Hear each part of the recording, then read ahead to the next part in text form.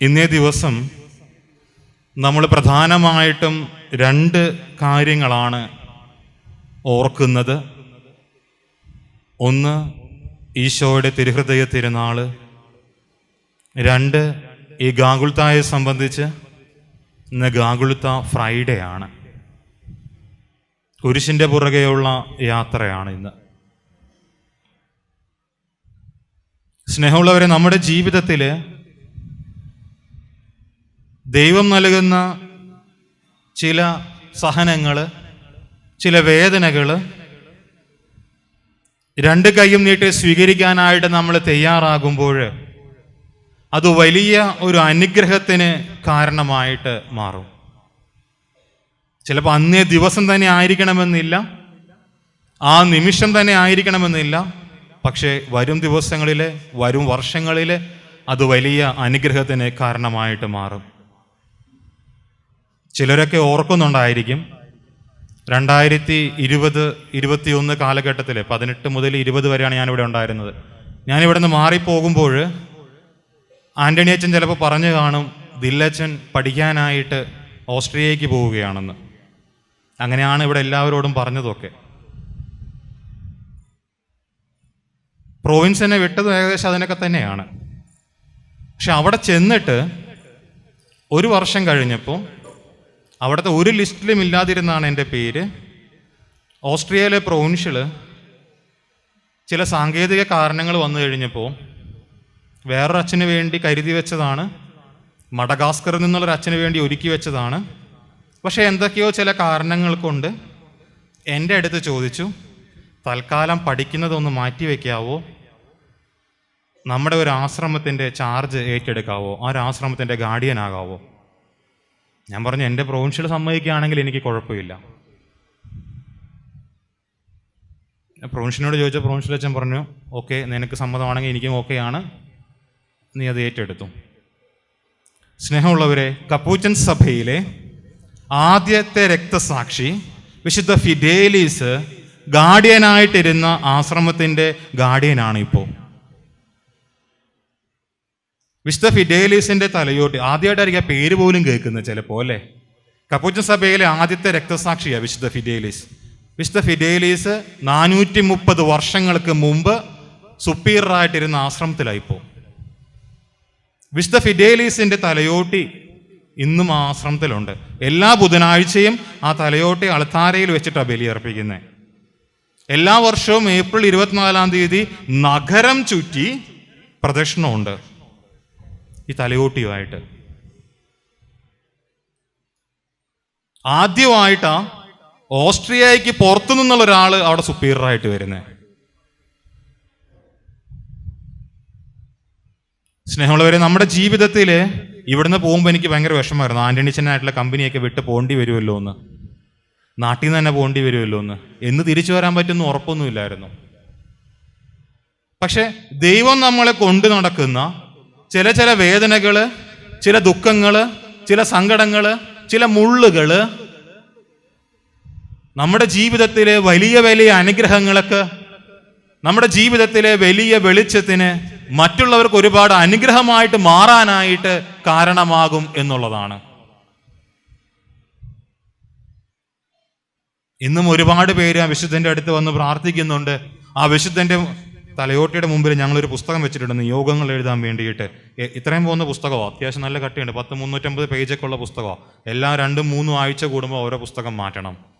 നിയോഗങ്ങൾ എഴുതുന്നതും അനുഗ്രഹങ്ങൾ കിട്ടിയത് വന്ന് എഴുതുന്നതുമാണ്.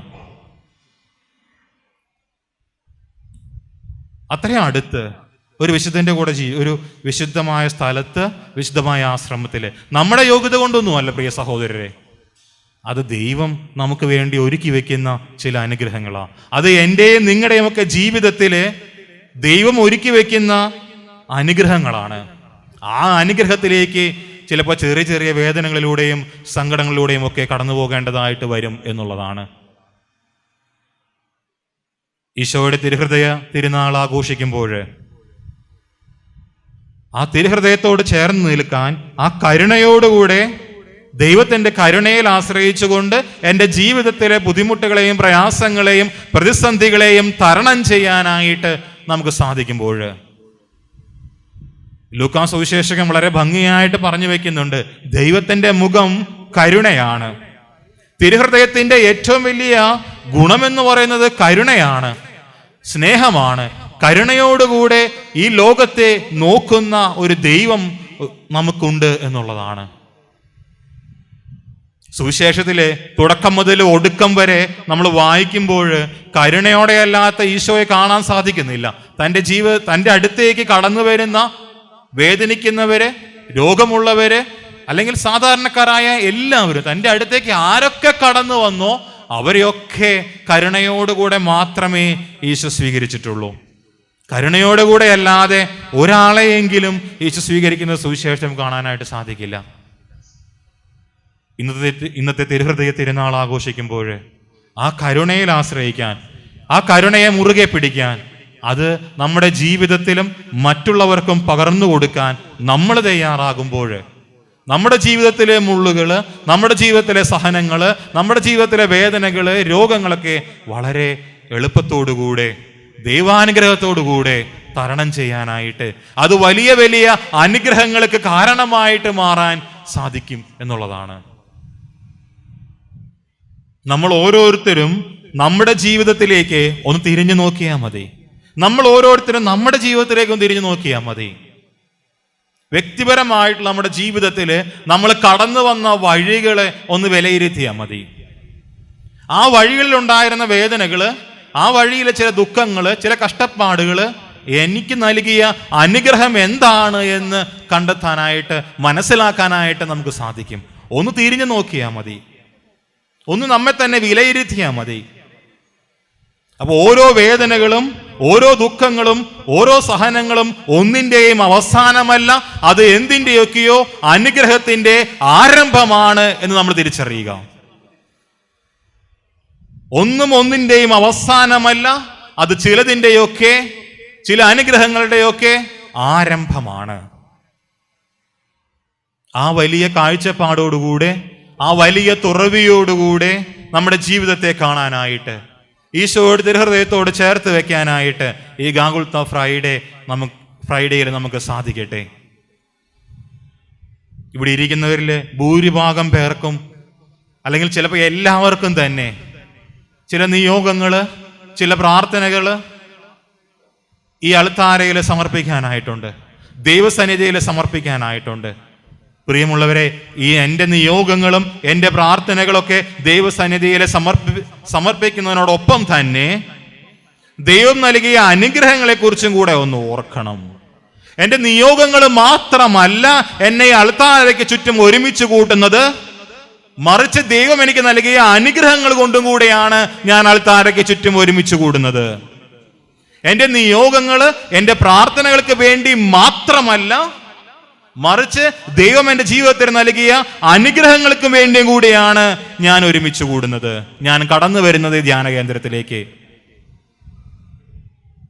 മേടിച്ചിട്ട് പോവാൻ വേണ്ടി മാത്രമുള്ളവരല്ല, നൽകിയതിന്, കിട്ടിയതിന് നന്ദി പറയാനും കൂടെ നമ്മൾ തയ്യാറാകണം. നന്ദിയുടെ ഒരു ജീവിതം ജീവിക്കാനും കൂടെ. എന്തുമാത്രം അനുഗ്രഹങ്ങളാണ് നമ്മൾ സ്വീകരിച്ചിരിക്കുന്നത്. നമ്മുടെ നിയോഗങ്ങളുടെ ലിസ്റ്റ് എടുക്കുക, നമുക്ക് ലഭിച്ച അനുഗ്രഹങ്ങളുടെ ലിസ്റ്റ് എടുക്കുക. ഇത് എവിടെ ചെന്ന് നിൽക്കും?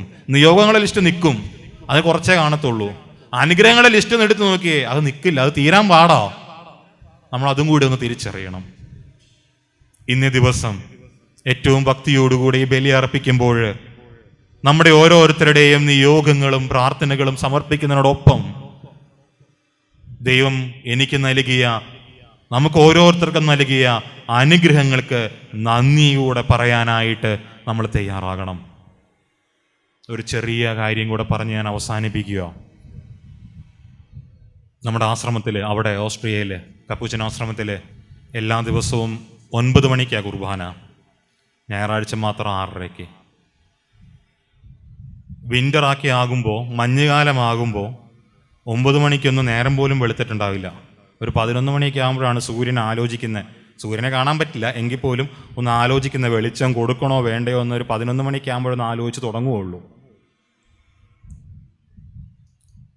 എത്ര വിൻ്റർ ആണെങ്കിലും -17 -13 ഉള്ള സമയത്തും, സമ്മറ് വേനൽക്കാലത്ത് ഇപ്പോൾ വേനൽക്കാലം തുടങ്ങി പതുക്കെ ഒരു 22, 24 ചിലപ്പോൾ 28 മാക്സിമം വേനൽക്കാലത്ത് പോലും വരുന്നത് കേട്ടോ.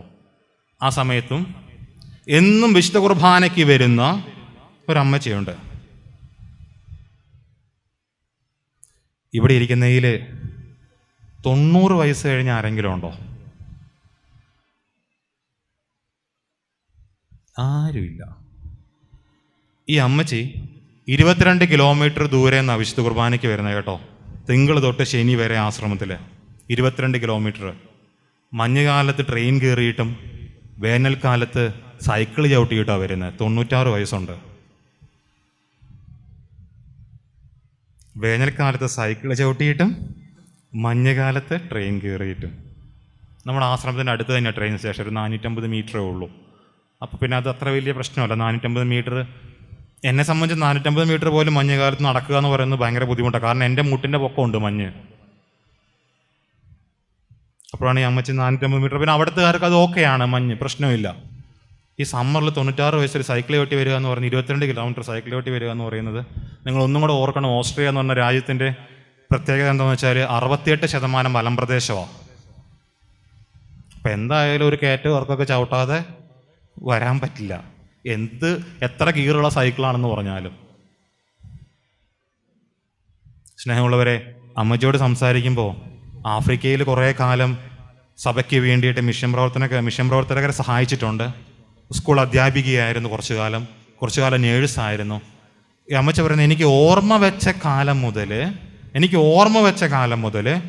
ഞാൻ വിശുദ്ധ കുർബാന മുടക്കിയിട്ടില്ല. കാരണം അത്രമാത്രം അനുഗ്രഹം ഞാൻ സ്വീകരിച്ചിട്ടുണ്ട്.